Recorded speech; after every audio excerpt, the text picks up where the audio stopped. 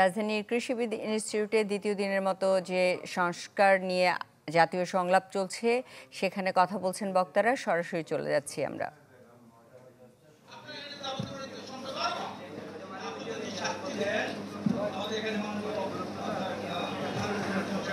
আপনি শাস্তি দিলেন মৃত্যুদণ্ড, এটা তো ওরা তো ছাড়বে না।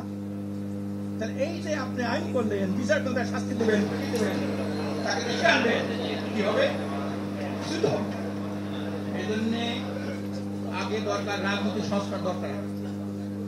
প্রচলিত আইন কানুন দিয়ে কোন অপরাধী শাস্তি হয় না। খুনি আজকে নারায়ণগঞ্জে এতগুলো লোক হত্যা করলো, দেখ আজ পর্যন্ত হত্যা হলো না। সাগর নিয়ে খুন করলো, কতবার তার বিপরীত, এটা কোনই হয় না। এই দেশের আইন কানুনের আমূল পরিবর্তন দরকার। এই দেশে শুধু আইনের শাসন দিয়ে নয়, ন্যায়ের শাসন প্রয়োজন। আরেকটা, সব জায়গায় আমরা আইন উপদেষ্টা থাকলে বলতাম, আমরা একটা আর্টিকেলও লিখছি, হোয়াইট কলার ক্রাইমস, সাদা পোশাকধারী, ভদ্রবেশী পোশাকধারী তাদের অন্যায় করে অপরাধ করে।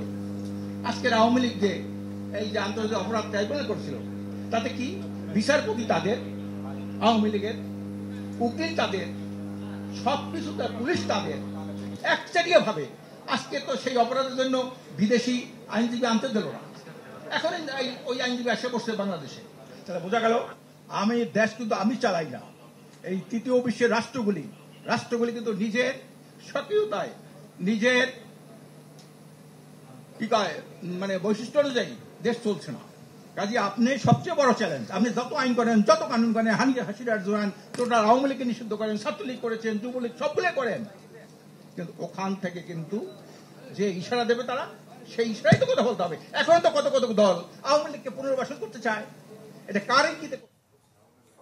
রাজধানীর কৃষিবিদ ইনস্টিটিউটে দ্বিতীয় দিনের মতো সংস্কার বিষয়ে সংলাপ চলছে। সরাসরি ছিলাম সেখানে। বছর শেষের খুশি নগদে হবে বেশি। নগদ পেমেন্টে নির্দিষ্ট ক্যাটাগরির কেনাকাটায় ৩০০ টাকা পর্যন্ত ক্যাশব্যাক।